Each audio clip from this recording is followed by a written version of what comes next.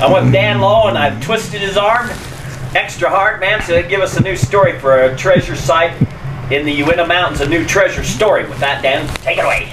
Not a lot of people know about Antonio de Espejo, but if you've done any serious research in all the old exploration documents that are actually available online now, Antonio de Espejo is best known for his expedition. Well, technically it wasn't his expedition, but being he paid for it, I guess it's his now. This was in, 1582 to 1583. First among the prospectors in Arizona is said to have been Antonio Espejo, who discovered gold in 1583 near the present city of Prescott.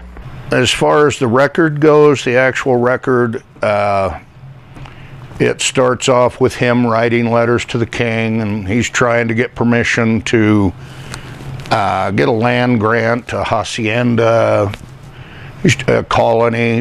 He wants to go on an expedition. Unfortunately, it's hampered by events that were going on at the time. Him and his brother were charged with murder. His brother went to prison, and he escaped, and according to these documents, and went to the furthest north outpost there was at the time, which I think was Chihuahua. While he was there, I'm pretty sure he was still writing letters to the king and trying to get license to go on an expedition. And there's a pretty good opportunity that came up, and I can't remember the name of the expedition previous to them, but they had left 2 priests up north in New Spain, which should be up in the northern regions of New Mexico today. And 2 of these priests were left behind, and they got word that they might have been killed. And so the priests wanted to go find them and see if the rumor was true. And Espejo saw an opportunity and volunteered to pay for the expedition. Now, the academics, they have Antonio de Espejo as coming here as a soldier of fortune, poor, of course, and in the end, they say that he went to Havana and he died over there in 1585. And to this day, I haven't found anything that backs that up in the slightest. I'm pretty sure that Antonio de Espejo came here with his brother and was quite wealthy. And I believe he was carrying documents handed down from his ancestors. And that's what he was looking for. The whole time you read through the exploration document, it's quite clear that he knows what he's looking for. His mind's not on these 2 priests at all.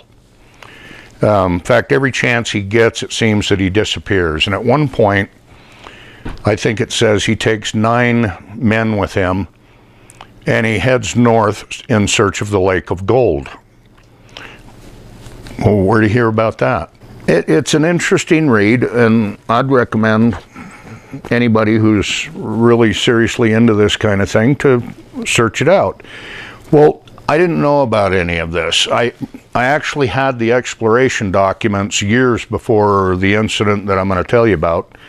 I just didn't know it because, you know, you got 180 different exploration documents, then it takes a while to get through them. So I have a friend who, I'm trying to remember exactly how that happened, an Apache Indian that he had befriended, shared with him 4 different maps, copies of those maps, because the original maps were at the time in such poor condition that she's just copying them. You're running the risk of them just crumbling. Anyway, one of those maps, we couldn't make out the signature on it, and Apparently he had those maps for, I don't know, 12, 15 years, and I don't know whether he had made up his mind where he thinks the maps went to or not. I would guess that he was satisfied, otherwise he probably wouldn't have shared a copy with me. I probably sat on that map for 10 years, at least. And one day I just happened to be going through my files, and I decided that I'd take that map and send it to a friend of mine whom I knew was very familiar with the area that I suspected. And I showed him what I believed it was, and he got in touch with me and told me, he says, well, you're close, but you're off. And I said, okay, show me what you got. And so he sent me back his results, and I went through and started double checking every little detail, every turn in the river, every spring that was noted, every little detail I could. And by the time I got done, I was 100% convinced that he had this map in the right location. Well, I still didn't know who signed it. Someone signed it, and it had the date 1584 through 88. I sent it, I took a snapshot of the signature, and I sent it to a friend of mine in California from Mexico. What do you see? He sent me back an email, and he says, oh, that's easy. That's Antonio de Espejo. Wow, that was easy.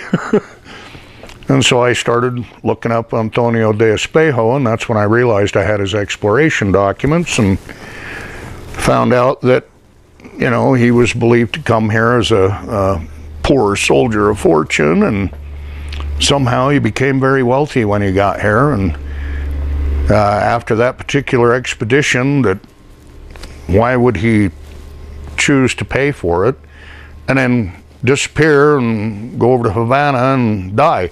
And here we have this map that he signed in at least as late as 1588, so he most certainly didn't die in Havana in 1585. One of the things that I forgot to mention, if you hadn't already put it together, is how did this Apache Indian end up with this map? I forgot to mention that according to the Apache, that these maps that I mentioned earlier came from his grandfathers, that they had got from the Spaniards that they had killed passing through the Four Corners area. It's pretty apparent that Antonio de Espejo never made it back, and that's why his history seemed to end abruptly like that. And someone in Wiki, I guess, I don't know whether they're guessing or what, but they have him dying in Havana in 1585. Well, I noticed as I was reading through the exploration documents, and you'll find this in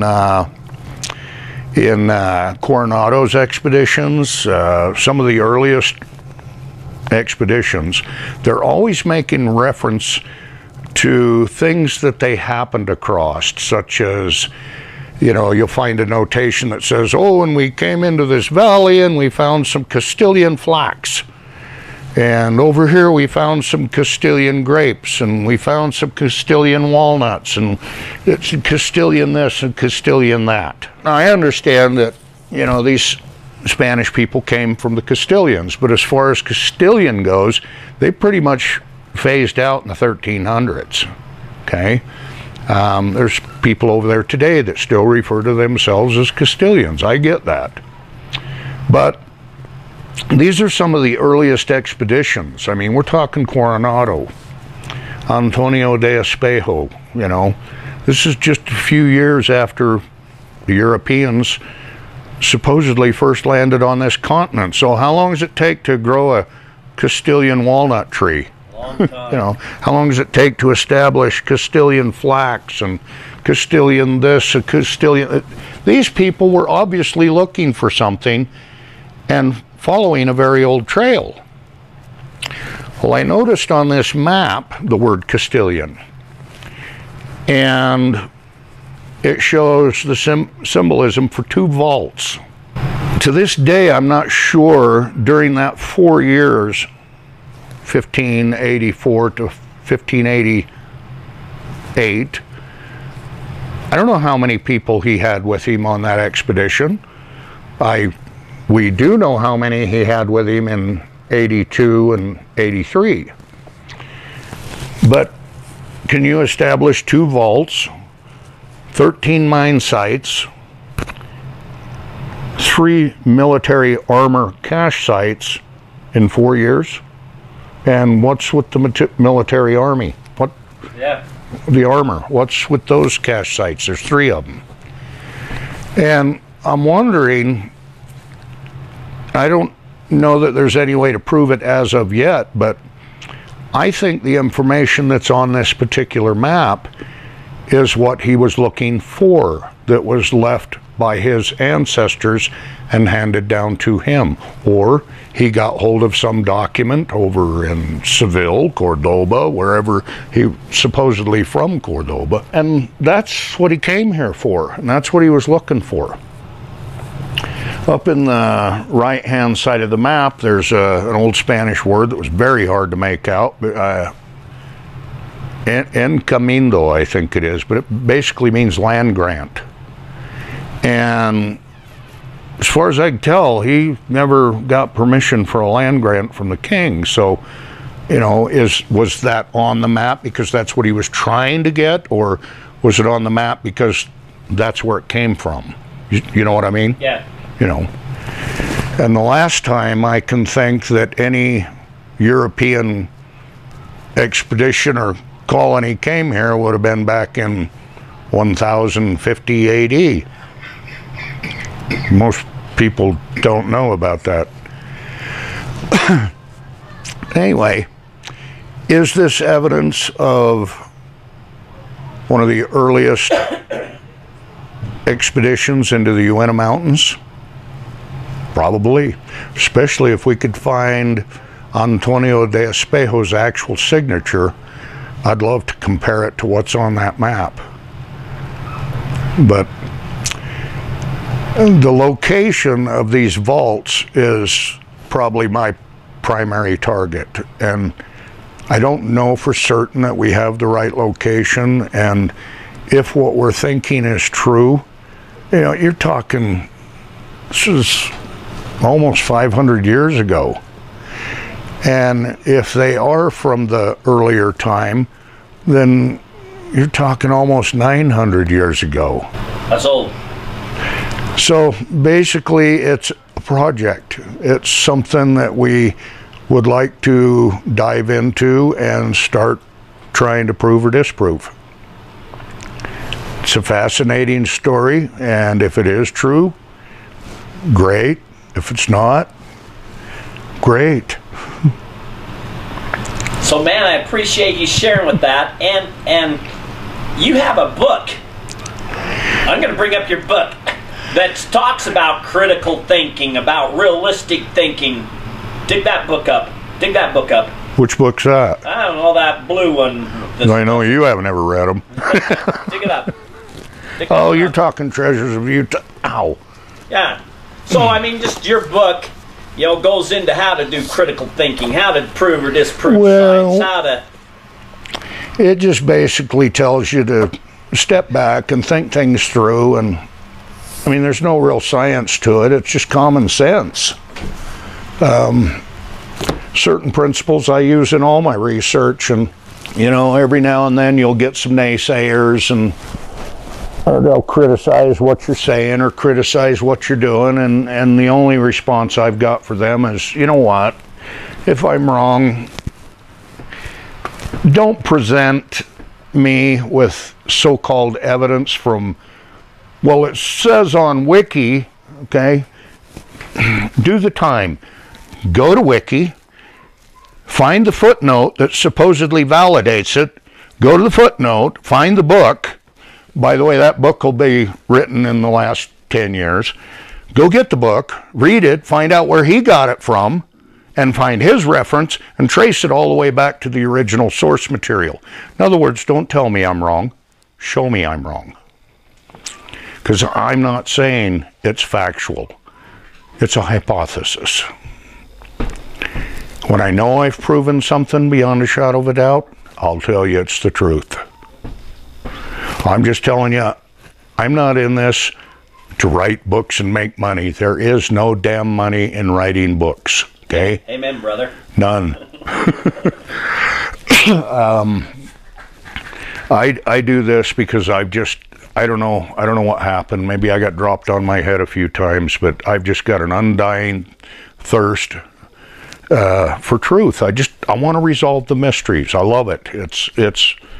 It's fun to hypothesize about some of the mysteries of the past, and rather than come across a highly unusual artifact and settle with, well, it probably got here because of this, or it probably did this, and I don't know how many times that word probably is used in Wiki. It's just amazing. I want to know the answer. I'm not going to accept probably. It's like that medallion that was found down in Richfield. I'm sorry. I get why people think it's a hoax, and I've never understood the anti-Mormon crap that pops up every time somebody finds something in Utah. To me, those are some of the most brain-dead people I've ever seen. Just because these people happen to be Mormon, oh, come on, give me a break. We could go into all the possible motives of Catholicism if we wanted to. I mean, come on. You'll find a strange artifact, and you can't figure out where it come from, you don't understand why it's where it is, find a plausible answer. Find something that makes sense. And if you can't, shelf it and wait till something comes along that gives it a little bit of support. I like your way of thinking. I just want truth. You and me, brother. That said, that's a wrap.